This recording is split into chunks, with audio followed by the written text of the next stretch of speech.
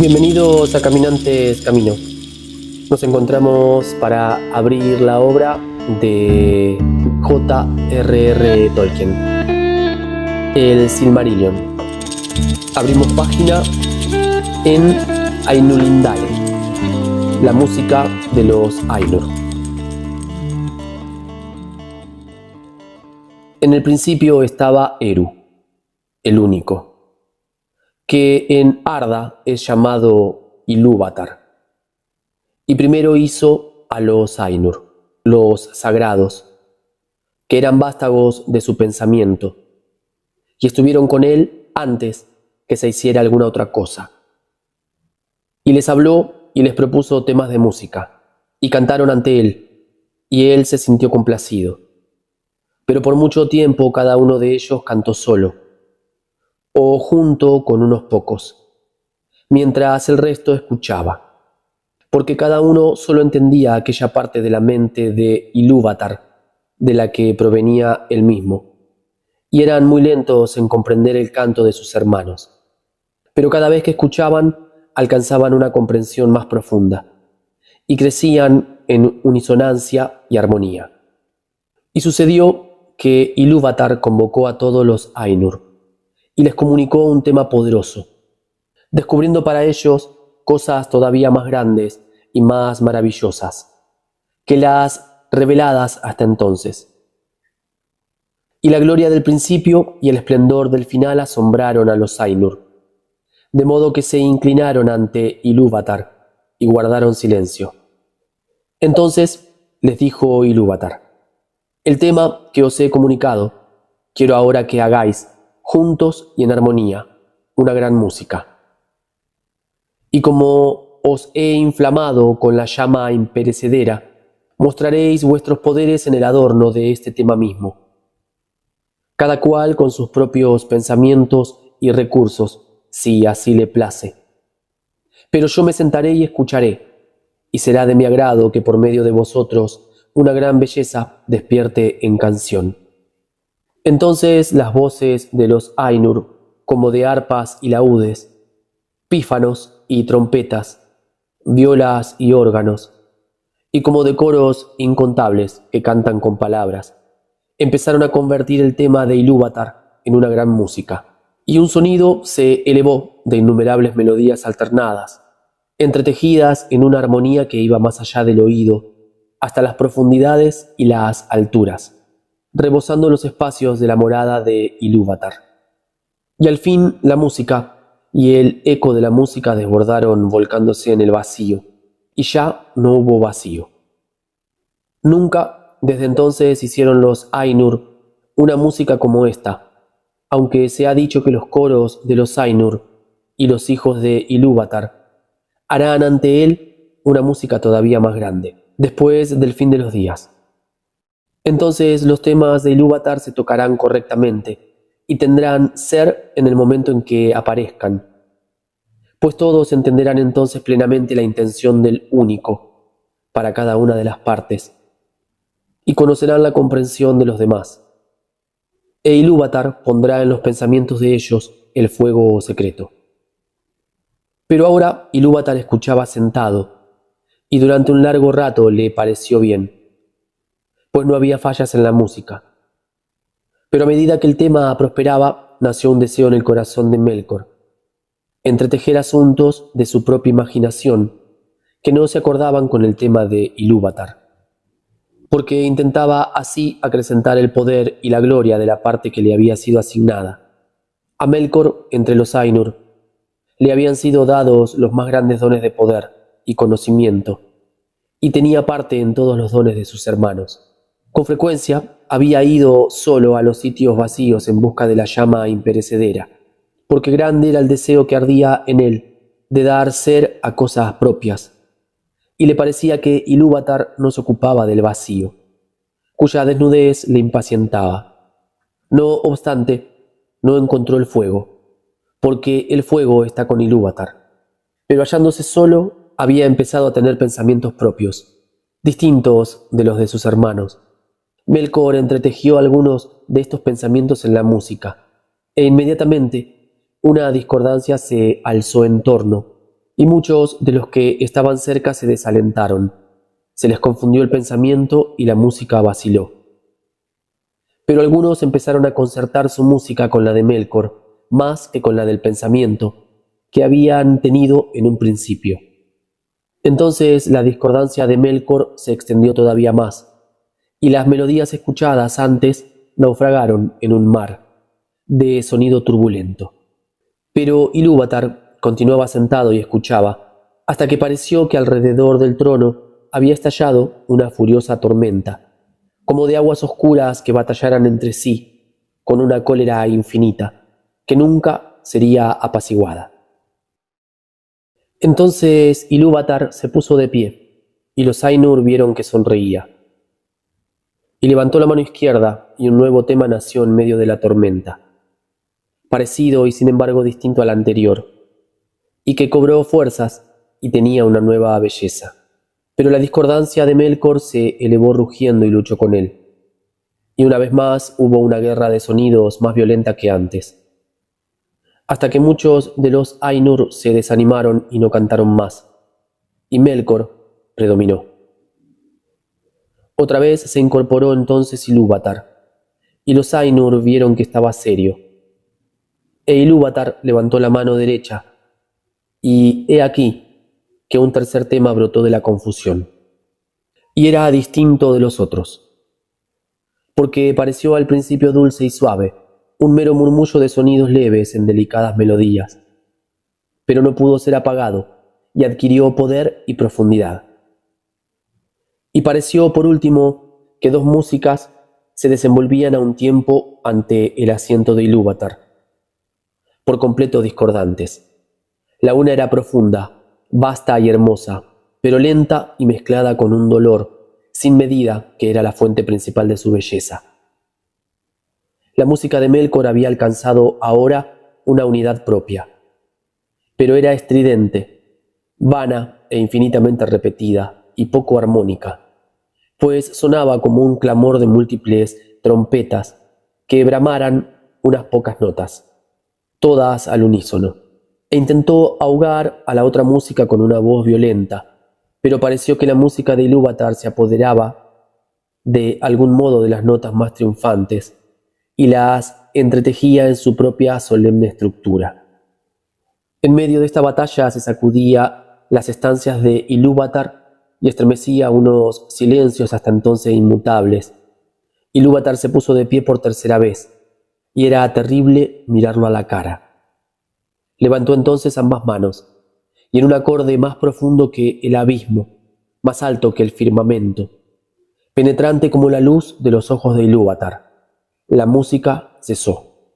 Entonces Ilúvatar habló y dijo: Poderosos son los Ainur, y entre ellos el más poderoso es Melkor.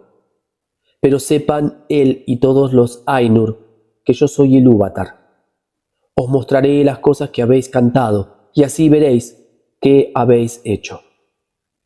Y tú, Melkor, verás que ningún tema puede tocarse que no tenga en mí su fuente más profunda, y que nadie puede alterar la música a mi pesar, porque aquel que lo intente probará que es solo mi instrumento para la creación de cosas más maravillosas todavía, que él no ha imaginado. Entonces los Ainur tuvieron miedo, aunque aún no habían comprendido que les decía Ilúvatar, y llenóse Melkor de vergüenza, de la que nació un rencor secreto. Pero Ilúvatar siguió resplandeciente, y se alejó de las hermosas regiones que había hecho para los Ainur, y los Ainur lo siguieron. Pero cuando llegaron al vacío, Ilúvatar les dijo: Contemplad vuestra música, y les mostró una escena dándoles vista, donde antes había habido solo oído. Y los Ainur vieron un nuevo mundo hecho visible para ellos, y era un globo en el vacío, y en él se sostenía, aunque no pertenecía al vacío. Y mientras lo miraban y se admiraban, este mundo empezó a desplegar su historia, y les pareció que vivía y crecía. Y cuando los Ainur hubieron mirado un rato en silencio, volvió a hablar Ilúvatar: Contemplad vuestra música, Este es vuestro canto, y cada uno de vosotros encontrará en él, entre lo que os he propuesto, todas las cosas que en apariencia habéis inventado o añadido. Y tú, Melkor, descubrirás los pensamientos secretos de tu propia mente, y entenderás que son sólo una parte del todo y tributarios de su gloria. Y muchas otras cosas dijo Ilúvatar a los Ainur en aquella ocasión, y por causa del recuerdo de sus palabras y por el conocimiento que cada uno tenía de la música que él mismo había compuesto, los Ainur saben mucho de lo que era, lo que es y lo que será, y pocas cosas no ven. Sin embargo, algunas cosas hay que no pueden ver, ni a solas, ni aún consultándose entre ellos, porque a nadie más que a sí mismo ha revelado Ilúvatar todo lo que tiene él en reserva, y en cada edad aparecen cosas nuevas e imprevistas, pues no proceden del pasado. Y así fue que mientras esta visión del mundo se desplegaba ante ellos, los Ainur vieron que contenía cosas que no habían pensado antes, y vieron con asombro la llegada de los hijos de Ilúvatar y las estancias preparadas para ellos, y advirtieron que ellos mismos, durante la labor de la música, habían estado ocupados en la preparación de esta morada, pero ignorando que tuviese algún otro propósito de su propia belleza, porque sólo él había concebido a los hijos de Ilúvatar, que llegaron con el tercer tema, y no estaban en aquel que Ilúvatar había propuesto en un principio, y ninguno de los Ainur había intervenido en esta creación. Por tanto, mientras más los contemplaban, más los amaban, pues eran criaturas distintas de ellos mismos, extrañas y libres, en las que veían reflejada de nuevo la mente de Ilúvatar, y conocieron aún entonces algo más de la sabiduría de Ilúvatar, que de otro modo habría permanecido oculta aún para los Ainur. Ahora bien, los hijos de Ilúvatar son elfos y hombres, los primeros nacidos y los seguidores. Y entre todos los esplendores del mundo, las vastas salas y los espacios, y los carros de fuego, Ilúvatar escogió como morada un sitio en los abismos del tiempo y en medio de las estrellas innumerables. Y puede que esta morada parezca algo pequeña a aquellos que solo consideran la majestad de los Ainur y no su terrible sutileza, como quien tomara toda la anchura de Arda para levantar allí una columna y la elevara hasta que el cono de la cima fuera más punzante que una aguja, o quien considerara solo la vastedad inconmensurable del mundo, que los Ainur aún están modelando, y no la minuciosa precisión con que dan forma a todas las cosas que en él se encuentran. Pero cuando los Ainur hubieron contemplado esa morada en una visión, y luego de ver a los hijos de Ilúvatar que allí aparecían, muchos de los más poderosos de entre ellos se volcaron en pensamiento y deseo sobre ese sitio. Y de estos Melkor era el principal, como también había sido al comienzo el más grande de los Ainur que participaran en la música, y fingió aún ante sí mismo al comienzo, dominando los torbellinos de calor y de frío que lo habían invadido, que deseaba ir allí y ordenarlo todo para beneficio de los hijos de Ilúvatar, pero lo que en verdad deseaba era someter tanto a elfos como a hombres, pues envidiaba los dones que Ilúvatar les había prometido. Y él mismo deseaba tener súbditos y sirvientes, y ser llamado Señor, y gobernar otras voluntades. Pero los otros Ainur contemplaron esa habitación puesta en los vastos espacios del mundo, que los elfos llaman Arda, la tierra, y los corazones de todos se regocijaron en luz, y los ojos se les alegraron en la contemplación de tantos colores, aunque el ruido del mar los inquietó sobremanera. Y observaron los vientos, y el aire, y las materias de que estaba hecha Arda, el hierro y la piedra, la plata y el oro, y muchas otras sustancias, pero de todas ellas el agua fue la que más alabaron. Y dicen los Eldar que el eco de la música de los Ainur vive aún en el agua, más que en ninguna otra sustancia de la tierra. Y muchos de los hijos de Ilúvatar escuchan aún insaciables las voces del mar, aunque todavía no saben lo que oyen. Ahora bien, aquel Ainur a quien los elfos llaman Olmo, volvió sus pensamientos al agua, y de todos fue él a quien Ilúvatar dio más instrucción en música. Pero sobre aires y vientos quien más había reflexionado era Manwë, noble de nobles entre los Ainur. En la materia de la tierra había pensado Aule, a quien Ilúvatar había concedido una capacidad y un conocimiento apenas menores que los de Melkor. Aunque lo que deleita y enorgullece a Aule es la tarea de hacer y las cosas hechas, y no la posesión ni su propia maestría. Por tanto da y no atesora, y está libre de cuidados, aprendiendo siempre nuevas tareas. E Ilúvatar habló a Olmo y dijo: ¿No ves cómo aquí, en este pequeño reino de los abismos del tiempo, Melkor ha declarado la guerra contra tu provincia? Ha concebido un frío crudo e inmoderado, y sin embargo no ha destruido la belleza de tus fuentes, ni la de tus claros estanques. Contempla la nieve y la astuta obra de la escarcha. Melkor ha concebido colores y fuegos sin restricción, y no ha podido marchitar tu deseo, ni apoyar por completo la música del mar. Contempla bien la altura y la gloria de las nubes, y las nieblas siempre combatientes, y escucha la caída de la lluvia sobre la tierra. Y en estas nubes eres llevado cerca de Manwë, tu amigo a quien amas. Respondió entonces Olmo: en verdad mi corazón no había imaginado que el agua llegara a ser tan hermosa, ni mis pensamientos secretos habían concebido el copo de nieve, ni había nada en mi música que contuviese la caída de la lluvia. Iré en busca de Manwë, y juntos haremos melodías que serán tu eterno deleite. Y Manwë y Olmo fueron desde el principio aliados, y en todo cumplieron con fidelidad los propósitos de Ilúvatar.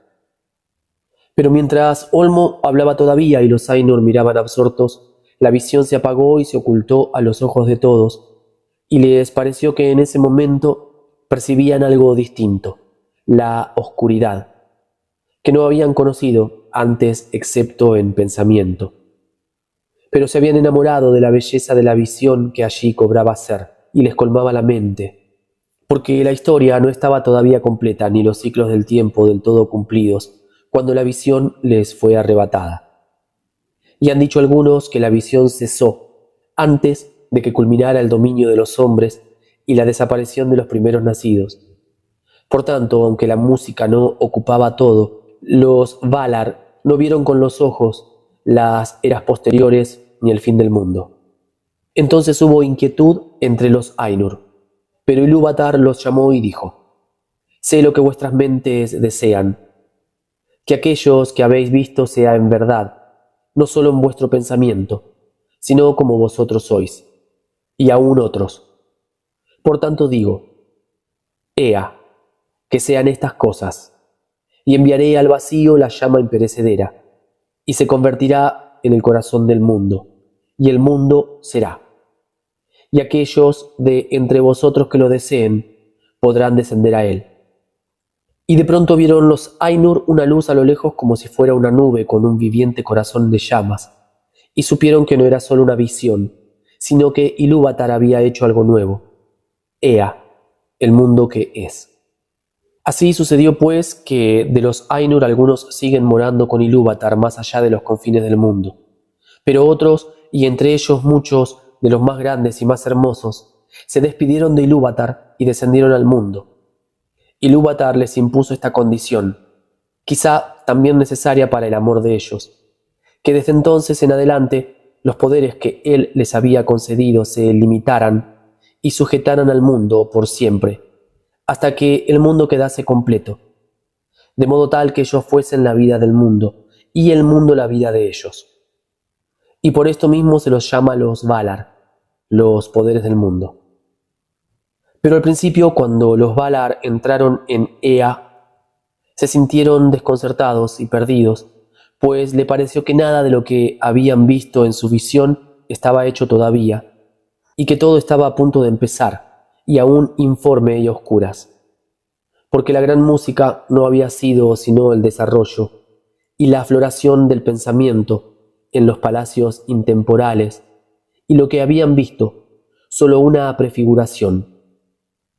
Pero ahora habían entrado en el principio del tiempo, y advertían que el mundo había sido solo precantado y predicho, y que ellos tenían que completarlo. De modo que empezaron sus grandes trabajos en desiertos inconmensurables e inexplorados, y en edades incontables y olvidadas, hasta que en los abismos del tiempo y en medio de las vastas estancias de Ea, hubo una hora y un lugar en los que fue hecha la habitación de los hijos de Ilúvatar.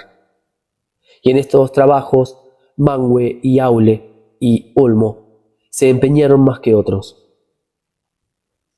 Pero Melkor estuvo también allí desde el principio y se mezclaba en todo lo que se hacía, cambiándolo, si le era posible, según sus propios deseos y propósitos, y animó grandes fuegos. Por tanto, mientras la tierra era todavía joven y estaba toda en llamas, Melkor la codició y dijo a los otros Valar: «Este será mi reino, y para mí lo designo». Pero Manwë era el hermano de Melkor en la mente de Ilúvatar, y el primer instrumento en el segundo tema que Ilúvatar había levantado contra la discordancia de Melkor, y convocó a muchos espíritus, tanto mayores como menores, que bajaran a los campos de Ardar a ayudar a Manwë, temiendo que Melkor pudiera impedir para siempre la culminación de los trabajos y que la tierra se marchitara antes de florecer. Y Manwë dijo a Melkor: «Este reino no lo tomarás para ti injustamente, pues muchos otros han trabajado en él no menos que tú». Y hubo lucha entre Melkor y los otros Valar. Y por esa vez Melkor se retiró y partió a otras regiones donde hizo lo que quiso. Pero no se quitó del corazón el deseo de dominar el reino de Arda.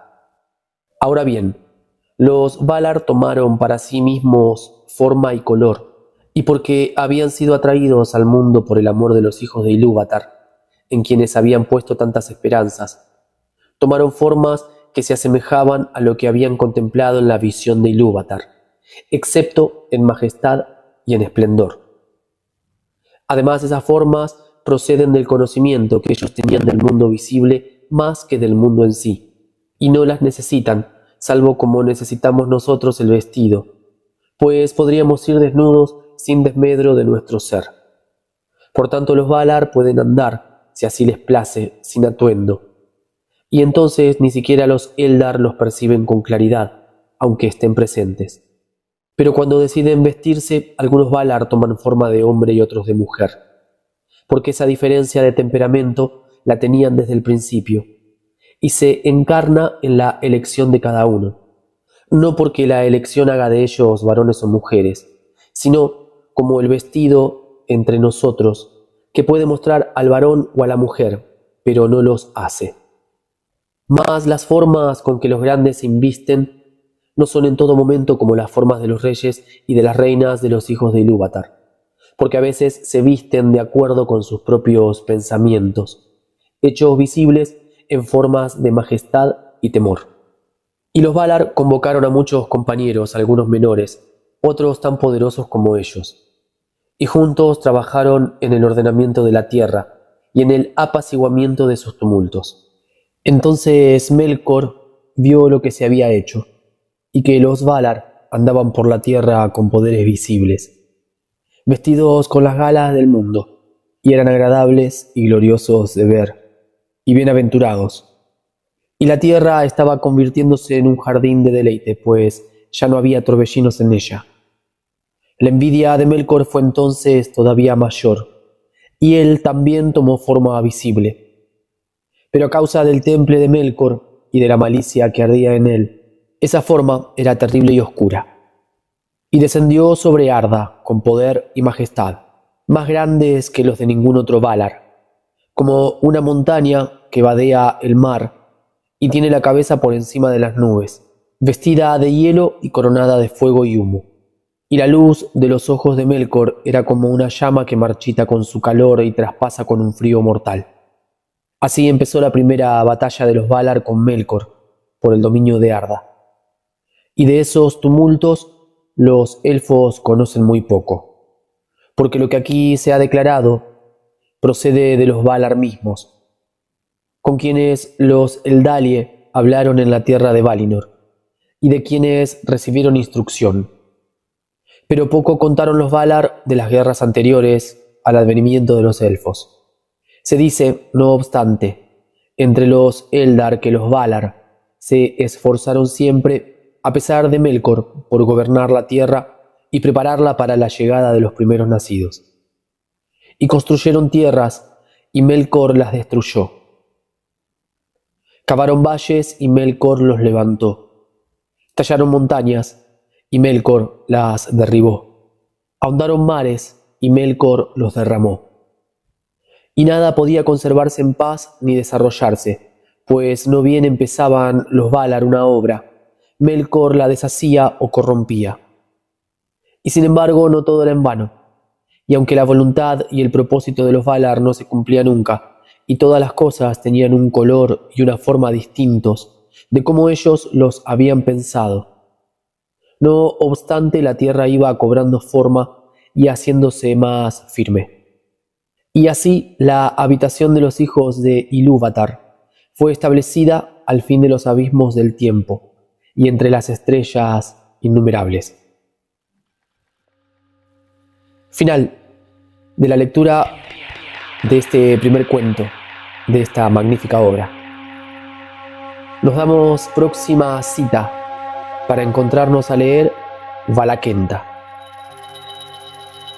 Un gran abrazo.